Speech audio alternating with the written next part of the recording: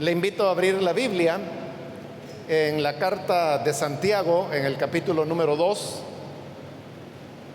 donde vamos a leer los versículos que corresponden en la continuación del estudio que estamos desarrollando en esta epístola.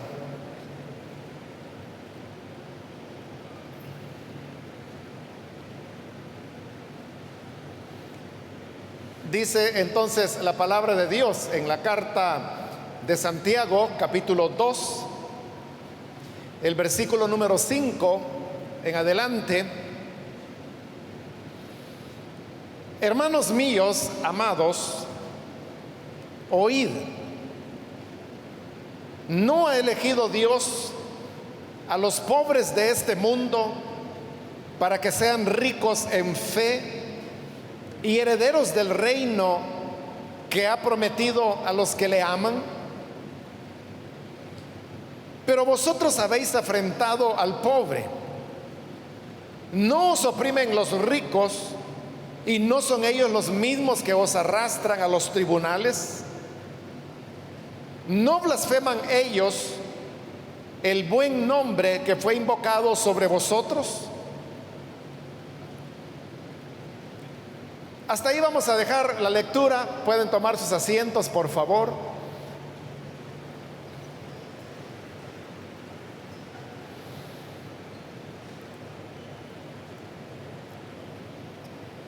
Este día seguimos con el capítulo 2 que ya habíamos iniciado en la oportunidad anterior, en donde Santiago señalaba el error que se estaba cometiendo dentro de las reuniones cristianas, en las cuales se les daba preferencia a las personas ricas, en tanto que a los pobres se les veía con menosprecio.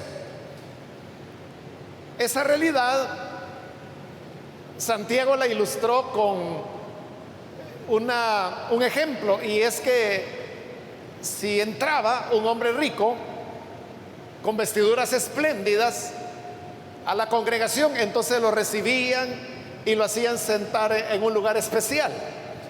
Pero si entraba un pobre vestido con ropas andrajosas, o bien le decían quédate de pie, o si no, siéntate aquí en el piso.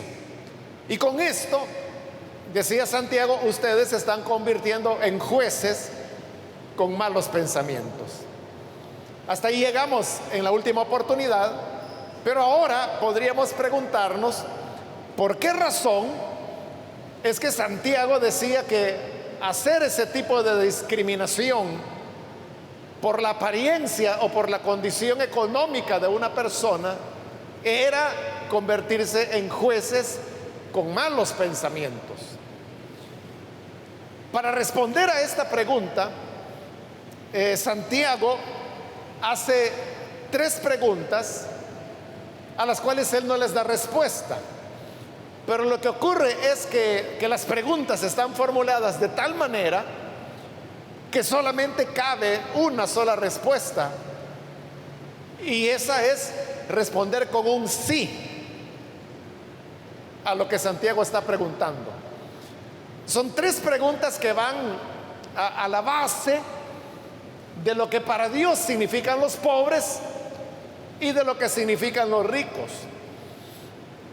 Y una de estas preguntas es doble. La segunda, es decir, la que queda en medio, y son las que hemos leído en los versículos que hoy citamos. Comenzamos entonces con el versículo 5, donde otra vez comienza con el vocativo hermanos míos amados, que, como lo dijimos en la última oportunidad, Santiago lo utiliza cada vez que él hará un llamado de atención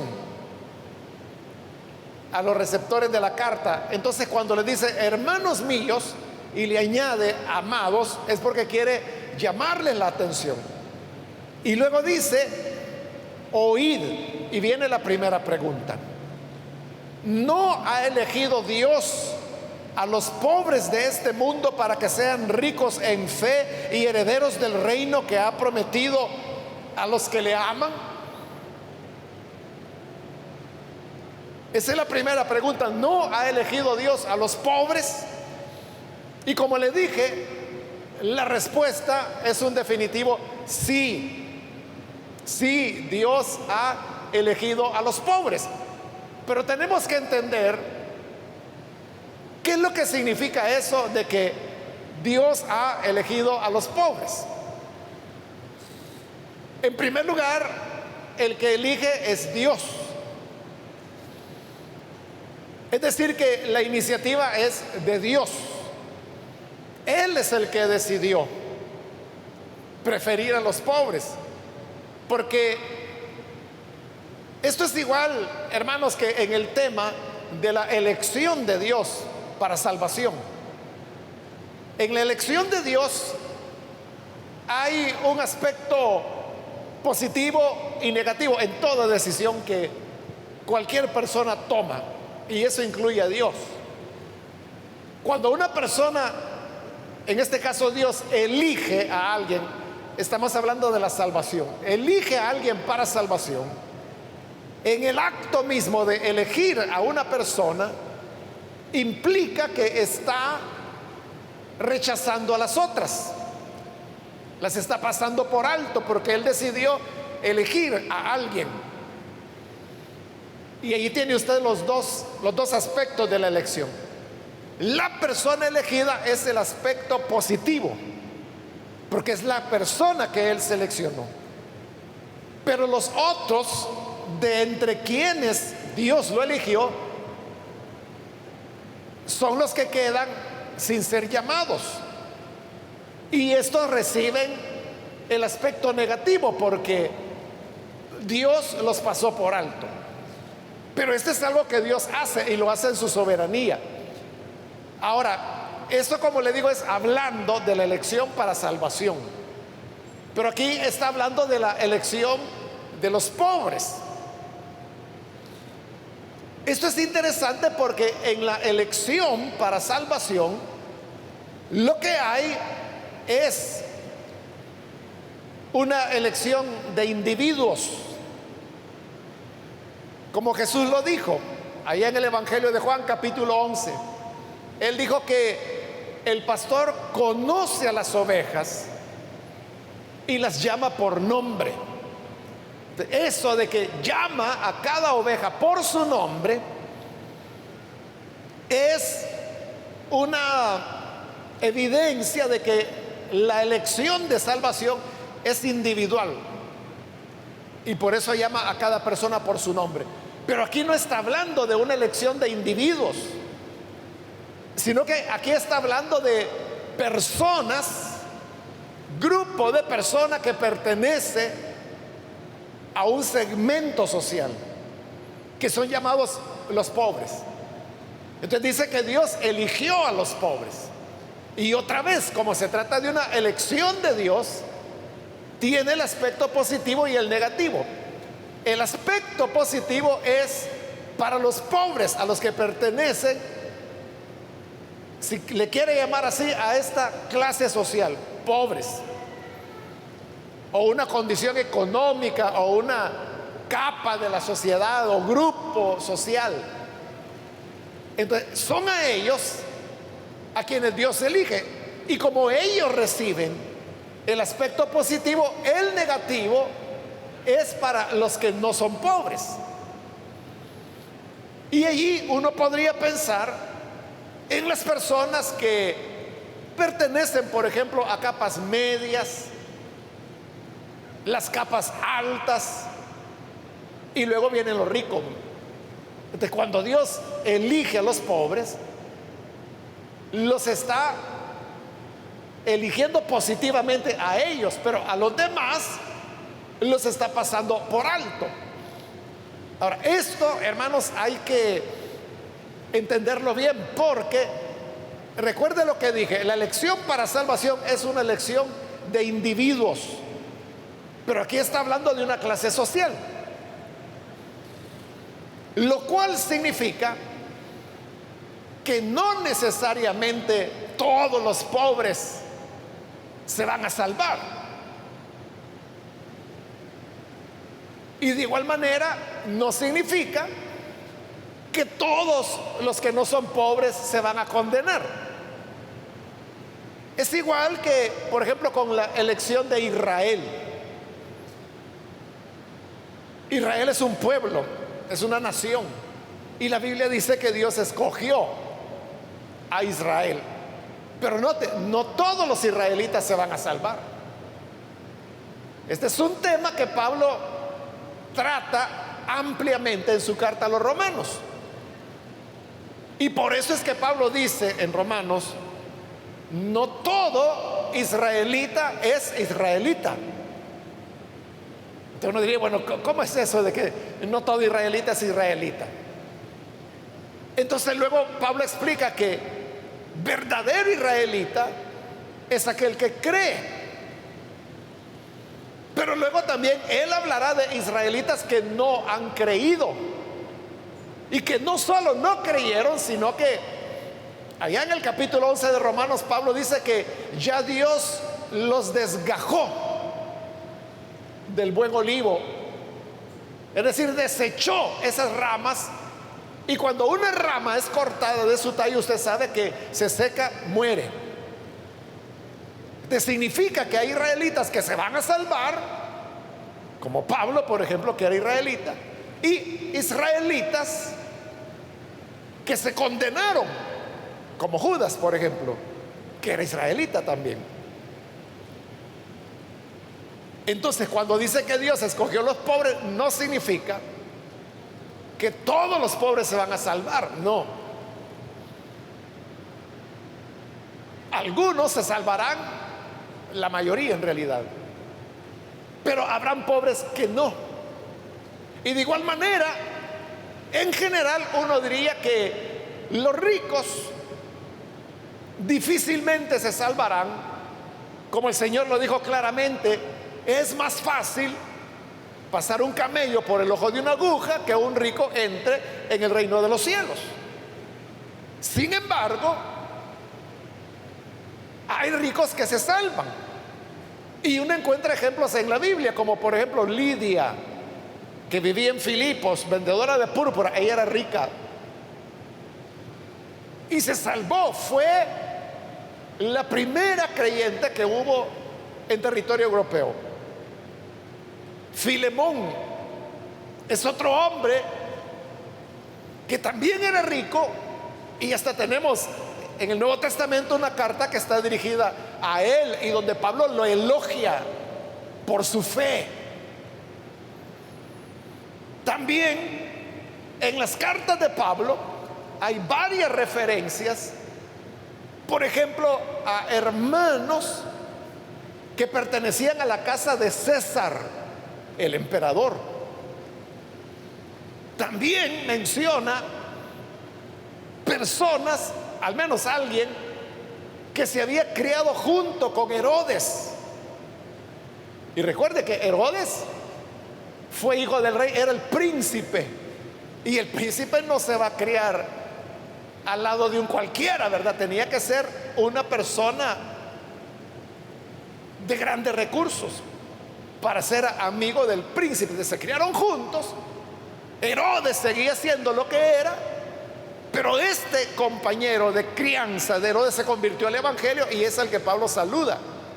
Entonces, hubo creyentes que sí pertenecían a estratos ricos y que llegaron a la salvación.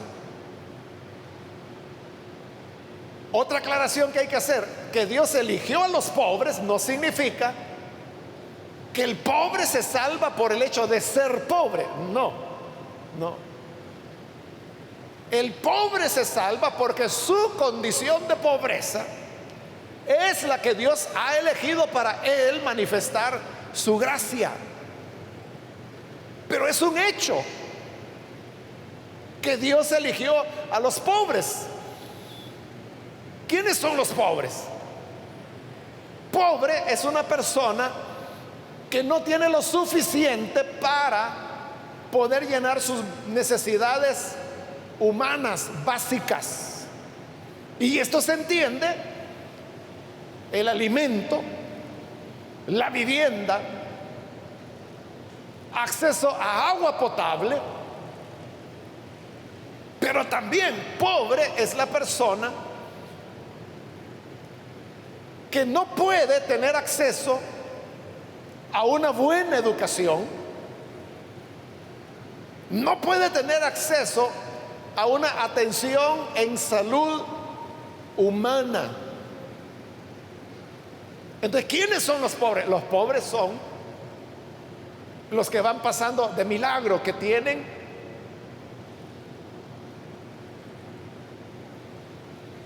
dificultades, por ejemplo, o sea, tienen que enviar a sus niños a escuelas públicas.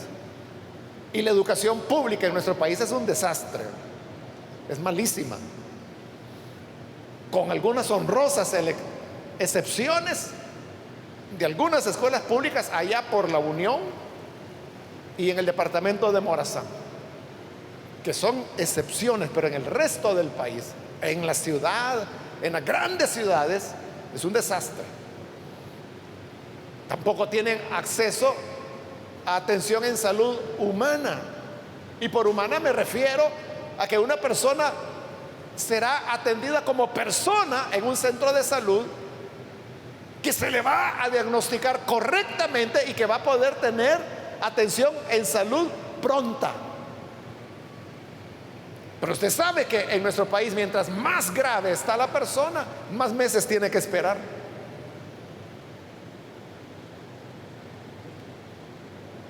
Esos son los pobres, los que no tienen. Ahora, el Banco Mundial, por ejemplo, da otras definiciones, y son definiciones más técnicas, ¿verdad? Entonces, por ejemplo, ellos dicen pobre.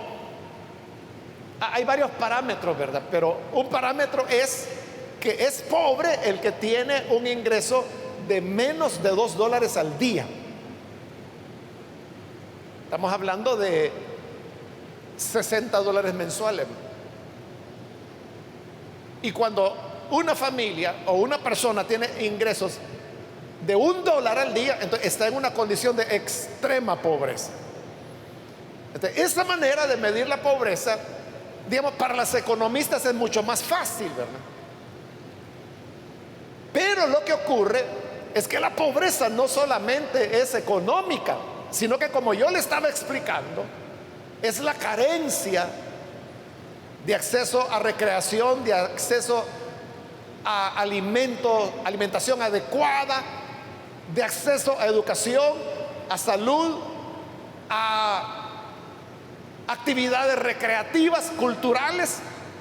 Por eso es que desde hace unos años, pocos años, la Organización de las Naciones Unidas está trabajando en el mundo un nuevo concepto de pobreza, a la cual le llama pobreza multidimensional, que no solamente tiene que ver con el ingreso que una persona tiene, sino que con las condiciones. O sea, porque una familia podría tener, digamos, un ingreso mensual de $300. Para el Banco Mundial, esa familia no es pobre, porque el criterio es el que le dije, ¿verdad? Menos de $2 o $2 diarios. $300, estamos hablando de $10 de ingresos, 5 veces más de lo que dice el Banco Mundial. Pero la pregunta sería: una familia en El Salvador cuyo ingreso es de $300, y digamos que es una familia promedio de unas 4 personas, papá, mamá y 2 hijos, ellos pueden vivir con $300. Con eso pueden tener acceso a una buena educación, con eso pueden tener acceso a atención en salud oportuna, a tiempo, eficiente, ¿o no? Claro que no. Entonces significa que son pobres. Ahí es donde entra el concepto de las Naciones Unidas de pobreza multidimensional, porque no solo es el aspecto económico, sino que es considerar, bueno, el mismo hecho, hermanos, de el costo de la vida en cada país. Como nosotros vivimos aquí en El Salvador, no nos damos cuenta. Pero el costo de la vida en nuestro país, en El Salvador, es uno de los más altos que hay. Aquí la vida no es barata, de ninguna manera. Bueno, Costa Rica es el país que tiene el costo de vida más alto de Centroamérica. Y en segundo lugar sigue El Salvador. Por eso es que cuando usted, que tiene familiares que viven en Estados Unidos o que viven en Europa y han pasado décadas viviendo por allá y luego vienen y lo visitan, y usted lo lleva, por ejemplo, al supermercado o a comer a algún lugar, y cuando ellos oyen los precios se asustan. ¿Qué? ¿Los tomates valen eso? ¿Qué? ¿Una pizza vale eso? Porque aquí es caro en relación a los otros países. Entonces no es lo mismo que usted gane, por ejemplo, $300 y vive en El Salvador, que gane 300 y viva en Nicaragua, donde con 300 tampoco va a vivir muy bien, pero la va a pasar mucho mejor que aquí. O sea, esa es la razón por la cual los nicaragüenses se vienen a trabajar al país. Se vienen a trabajar a El Salvador porque aquí están ganando dólares que los cambian por córdobas, entonces allá se les multiplica el dinero. Entonces, es un poquito difícil, ¿verdad, hermanos? Pero yo creo que tenemos una claridad de quién es una persona pobre. Ahora, ¿por qué Dios escoge al pobre? Le dije, lo escoge, bueno, primero porque Jesús, como lo explicamos cuando iniciamos este capítulo 2, Él decidió ser un pobre también y andar con ellos y vivir en la zona más pobre de Israel. Desde ahí se muestra a quienes Dios ha elegido. Aparte de que Jesús también, por ejemplo, en el Evangelio de Lucas, en el sermón de la llanura, Jesús dice: dichosos ustedes los pobres, porque el reino de Dios les pertenece. Claramente lo está diciendo. Y cuando habla de los ricos, en ese mismo sermón de la llanura, Él dice: ay de ustedes los ricos, porque ya tienen su consolación. Clarísimo, ¿verdad? Mientras que al pobre le está llamando dichoso, al rico le está diciendo ay, que es un semitismo, es una palabra de juicio, de ser desechados totalmente delante de Dios. Y si uno pregunta por qué Dios escogió a los pobres, es igual que en el tema, hermanos, de la elección para salvación. ¿Por qué Dios lo escogió a usted para que sea salvo y no, por ejemplo, a su familia o a sus vecinos? Dios no lo explica, no da razón. La Biblia no dice por qué lo escogió a usted. Lo que sí dice es que no lo escogió porque usted sea buena gente, o porque era más sensible, o porque Dios sabía que usted iba a creer. Nada de eso. Por eso es que la Biblia tan claramente dice que la elección de Dios no es por lo que la persona es o por lo que la persona hace. Por eso es que en Romanos 9 Pablo pone el ejemplo de Jacob y Esaú y dice: todavía no habían nacido los niños, y por lo tanto, como no habían nacido, no habían hecho ni bien ni mal. Cuando Dios dijo: a Jacob amé y a Esaú aborrecí. ¿Por qué? Porque Jacob era bueno. No, si ni había nacido. Es más, Jacob no fue bueno. Jacob no fue bueno. Jacob fue un mentiroso, fue un descarado que le mintió a su papá, que le mintió a su hermano, lo engañó, lo estafó. Jacob no era bueno, pero era el elegido de Dios, y por esa elección es que Dios lo hace pasar por un proceso en donde lo transforma de tal manera que hasta le cambia el nombre. Y le dijo: ya no te vas a llamar Jacob, que lo que significaba era tramposo, sino que te vas a llamar Israel. Así como Dios no explica por qué elige a alguien para salvación, de igual manera Él no explica por qué escogió a los pobres. Pero lo que ocurre es que cuando Dios ha escogido a alguien, lo escoge para que su gracia comience a operar en esta persona. Y vea, el rico es más duro para creer al Evangelio y en Dios. ¿Por qué razón? Porque tiene muchos más recursos. Un rico puede pagarse un tratamiento en salud carísimo, y como es rico no tiene problemas. Entonces dice: bueno, me enfermé de tal cosa, pero yo voy a ir a que me traten en tal lugar. No tiene necesidad de confiar en Dios. No sé si usted se dio cuenta que a finales del año pasado el presidente de los Estados Unidos, que era Trump todavía, se contagió de COVID. Si no se dio cuenta, le cuento, ¿verdad? Eso salió en las noticias. Trump es un hombre de más de 70 años, ¿verdad? Es decir, que es un anciano, es perfil de riesgo. Y obviamente le dio el COVID y se puso muy mal. Pero la cuestión es que a los 2 días ya estaba bien. En cosa de días ya estaba de regreso en la Casa Blanca y siguió trabajando. Entonces uno se pregunta: bueno, ¿y cómo es que se recuperó tan pronto? Lo que ocurre es que le aplicaron un tratamiento que es efectivo. El problema es que es demasiado caro. Cuesta $100,000. Y mire, en cuestión de 2-3 días ya estaba bien. Una persona de perfil de riesgo, un anciano, ¿verdad? Pero el que tiene $100,000 lo paga simplemente y ya estuvo. Pero el que no tiene, hermano, ni para la comida del viernes,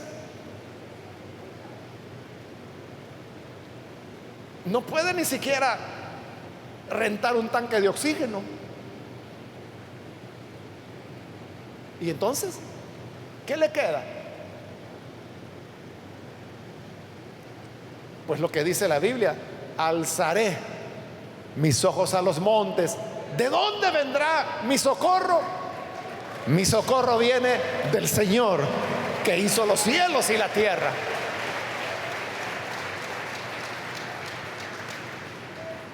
El rico pierde el trabajo y ¿qué hace? Echa mano de sus ahorros, o ha contratado seguros de desempleo, porque hay seguros de desempleo. O sea, no solo hay seguros de vida o de salud, hay seguros de desempleo. Entonces pierde el trabajo, no hay problema, el seguro empieza a pagarle hasta que encuentre el otro trabajo. Pero el pobre pierde el empleo y ¿qué le queda? Sabe que quizás pasarán 8 meses, 1 año buscando trabajo y no va a encontrar. ¿Qué hace? No le queda más que invocar al Señor, clamar a Él. Y así, hermanos, es en todas las áreas de la vida. Entonces el rico tiene menos necesidad de Dios, porque él se considera autosuficiente. Su dinero le hace sentir seguro. En cambio, el pobre no tiene ninguna seguridad. Nadie le garantiza nada. Si no trabaja, sabe que lo van a sacar de la casa donde está alquilando. Lo van a sacar. El otro no va a andar ahí entendiendo razones, que mire que perdí el trabajo, pero ya voy a encontrar. ¿Qué? Si no me paga el viernes, sálgase. Entonces no le queda más que esperar en el Señor. Entonces, estas condiciones es donde la gracia de Dios se mueve para que las personas puedan poner su confianza en el Señor, porque el Señor eligió a los pobres. Ahora, el que Dios haya elegido a los pobres es solamente un modelo para que nosotros hagamos la misma elección. Porque si Dios eligió a los pobres, como dice Santiago ahí, entonces nosotros que somos iglesia, que decimos ser hijos de ese Dios, también debemos elegir a los pobres. ¿Y qué significa elegir a los pobres? Bueno, ya dijo algo al final del capítulo 1. Santiago dijo: esta es la religión pura delante del Padre, visitar a los huérfanos y a las viudas en sus tribulaciones. Elegir, que nosotros elijamos a los pobres, significa que elegimos estar al lado de la viuda, preguntando cómo está ella, al lado del huérfano.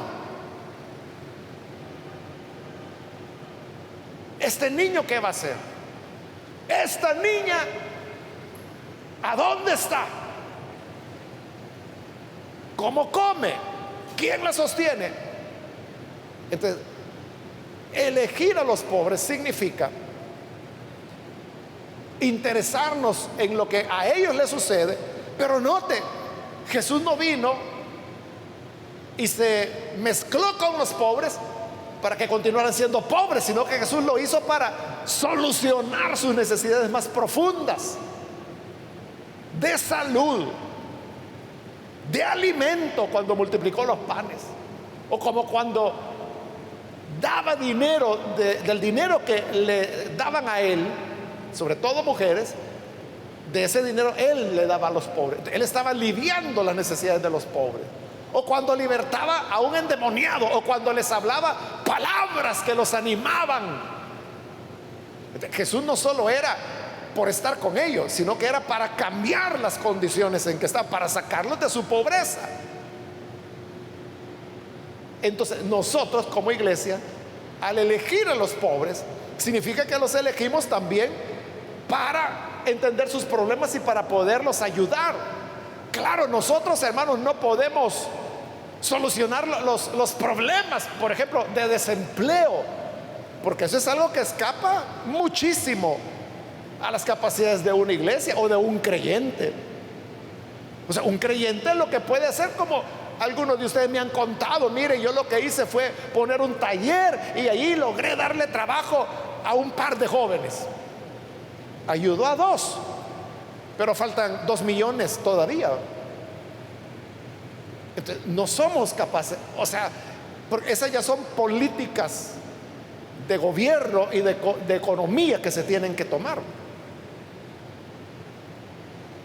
Entonces, eso escapa al control de la iglesia. Pero la iglesia lo que puede hacer es buscar aquellos puntos determinantes. Entonces, hay cuestiones esenciales.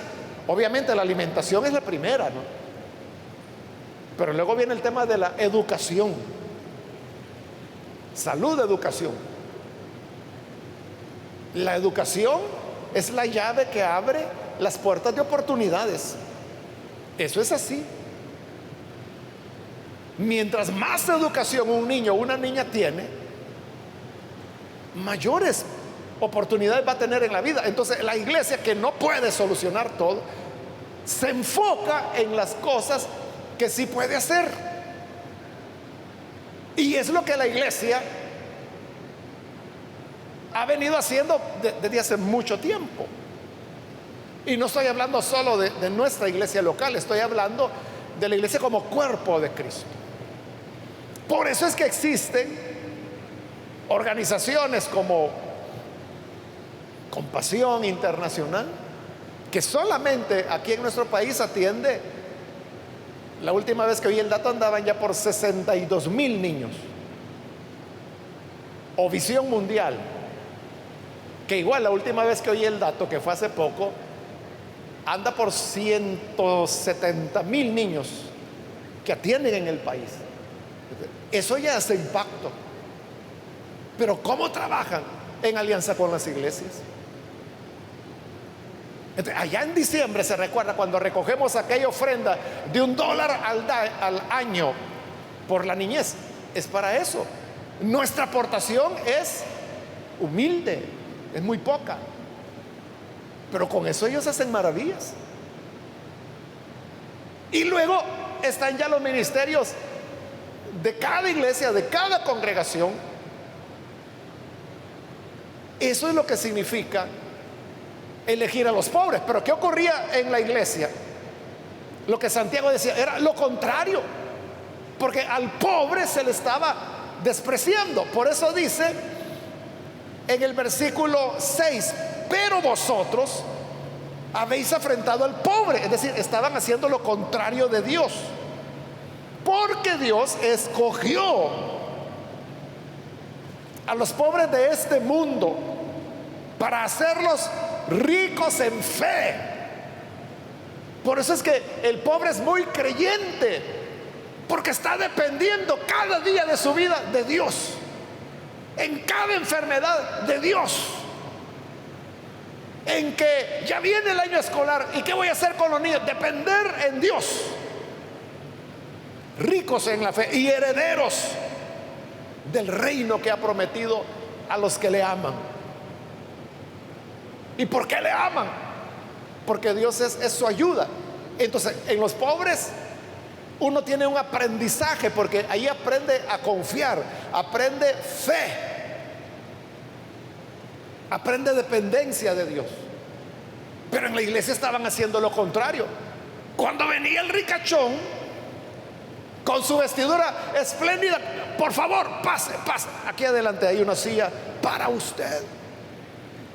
Y cuando venía el pobre, el elegido de Dios, le decían: ahí estate en pie, es que no aguanto la pierna. Siéntate en el suelo entonces. Para él no había asiento. Esa es la iglesia que está al revés. Entonces, como cristianos, hermanos, nosotros somos llamados a elegir a los pobres como Dios los eligió también. O sea, si decimos que Él es nuestro Padre, ¿verdad? Entonces debemos hacer lo que Él hizo.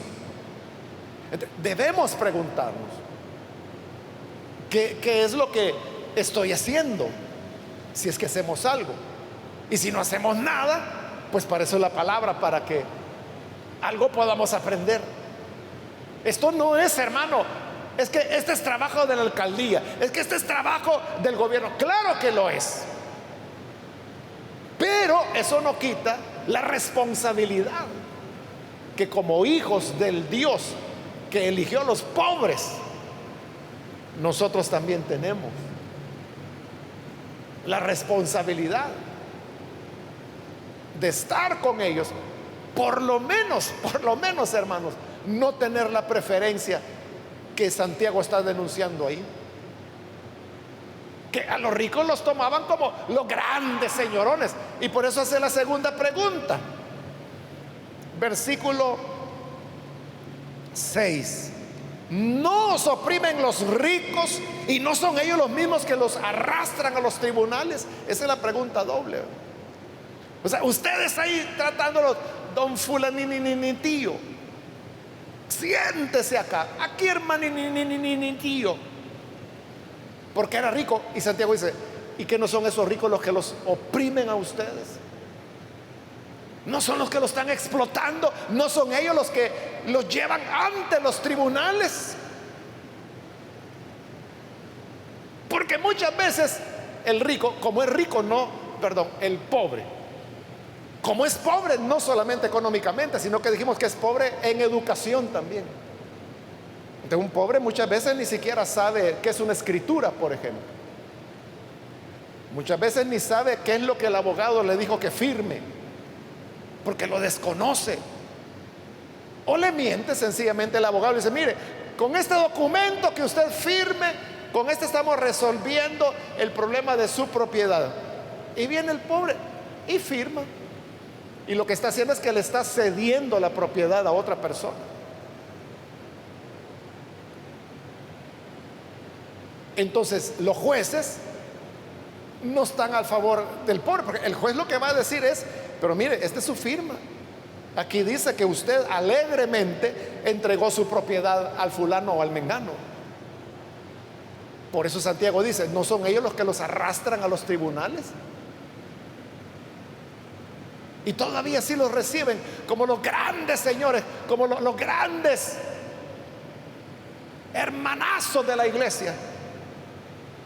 Cuando Dios lo que ha escogido es a los que ellos explotan, a los que ellos llevan a los tribunales. Entonces, ¿de qué lado está la iglesia?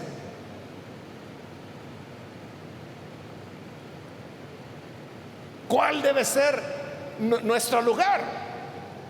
Ahora, si usted dice, es que hay ricos creyentes, es cierto, pero no es la mayoría, porque la elección de Dios, la preferencia de Dios es el pobre. Entonces, eso es lo que como iglesia debemos buscar. Y la última pregunta es el versículo 7: ¿no blasfeman ellos el buen nombre que fue invocado sobre vosotros? Porque el rico se siente tan autosuficiente que cree que no necesita de Dios. Entonces dice, no, eso de Dios, ese es un negocio. Eso de Dios a mí no me venga. Y blasfeman, es decir, dicen cosas ofensivas de Dios. Y a estos blasfemos son a los que se les va a dar el primer lugar. Yo no digo que ellos no puedan venir a la iglesia, que vengan, pero que vengan en igualdad de condiciones.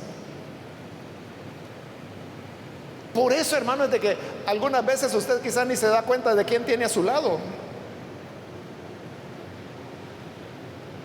Yo no sé si usted supo que aquí en la iglesia, al menos pues se congregaba en esa época, hoy no sé, el que fue el presidente de la Corte Suprema de Justicia hace unos años atrás.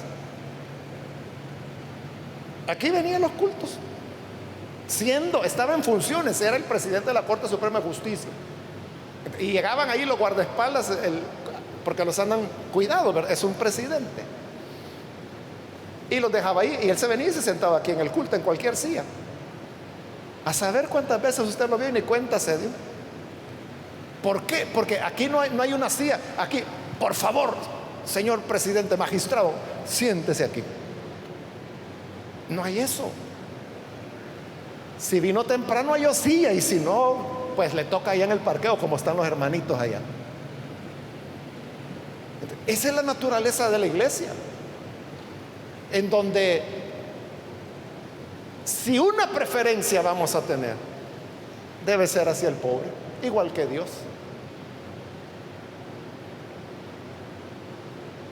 Si una preferencia vamos a tener, tiene que ser hacia el huérfano, hacia la viuda, hacia el que no tiene nada, hacia aquel que usted sabe que a pedirle viene. Al rico lo reciben bien porque creen que a dar vienen, y no dan nada, hermanos. Sí, por eso es que un hermano pastor de una de nuestras filiales hace años lo dijo, quizá ya él ni se acuerda, pero a mí nunca se me olvidó. Él dijo en una ocasión, la iglesia camina con las promesas de los ricos y las ofrendas de los pobres. O sea, como él es pastor, sabe que eso es cierto, que el rico solo es bulla y no dan nada, hermanos. La iglesia camina gracias a los pobres, que como la mujer viuda dan las únicas 2 moneditas que tienen, y así es como la iglesia va caminando y caminando y caminando y caminando. Amén. Usted sabe por qué tenemos el único canal de televisión evangélico que cubre el territorio nacional, y por qué tenemos la única frecuencia de radio evangélica de cobertura nacional. ¿Sabe por qué la tenemos? Porque vinieron 3 o 4 millonarios que pusieron la plata para comprarlo. No, hermano, ese es el proyecto Metro a Metro, que yo se lo expliqué 1000 veces. Le dije, es que cada uno podamos dar 25 centavos a la semana, y así de 25 centavos en 25 centavos, ya nos quedan solo como no estoy seguro ahorita, 2 o 3 años para salir de ese crédito. Ya estamos por salir. Nunca hemos tenido así una ofrenda, así digamos, ¿y esto quién lo dio, verdad? Todo, hermano, es así de puras moneditas. Así camina la iglesia. Y por eso es que hay que apreciar a las personas. O sea, no tener esas preferencias que aquel que más o menos se ve que tiene dinero, ahí pasa metido todo el día. No, hermano, ni le va a dar nada. Aquel que no tiene para comer, esta es la religión pura y sin mancha delante de Dios, dice Santiago. Visitar a las viudas en sus tribulaciones, a los huérfanos en sus... ¿Y un huérfano qué le va a dar, hermano? Una viuda, ¿qué va a poder dar? Pero es a quienes Dios eligió. Por lo tanto, nosotros debemos elegirlos también a ellos. Todavía pueden decir amén a eso, ¿no? Cerremos nuestros ojos entonces, y antes de orar yo quiero hacer una invitación.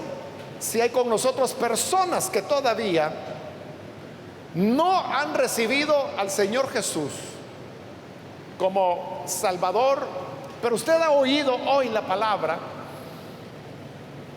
y necesita venir para creer en el Hijo de Dios, yo quiero invitarle para que en el lugar donde está se ponga en pie en señal que desea recibir a Jesús, y con gusto vamos a orar por usted.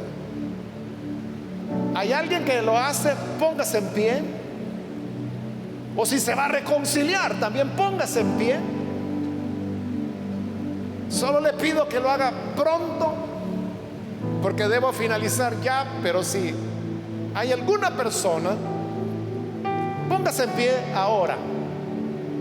Lo que queremos es orar por usted, encomendar su vida al Salvador, pedirle a Dios que lo bendiga, que lo ayude y que pueda salir adelante. ¿Hay alguien? Póngase en pie.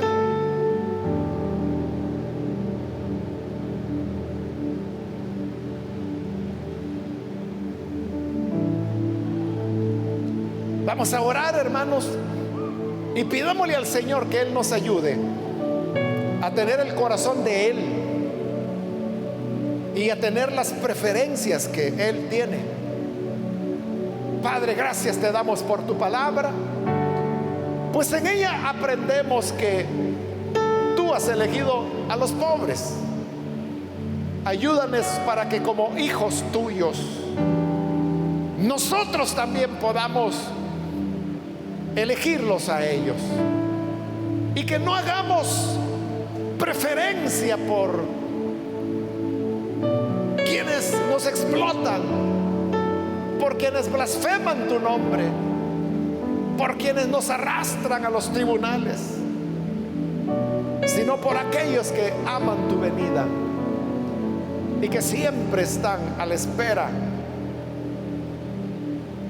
de ti, Señor, porque no tienen a nadie más a quien acudir. Tú eres su única esperanza. Tú eres su única posibilidad de salida y de respuesta. Gracias, Señor, te damos, y ayúdanos a ser hijos que te imitamos en todo. Por Jesús nuestro Salvador lo pedimos. Amén.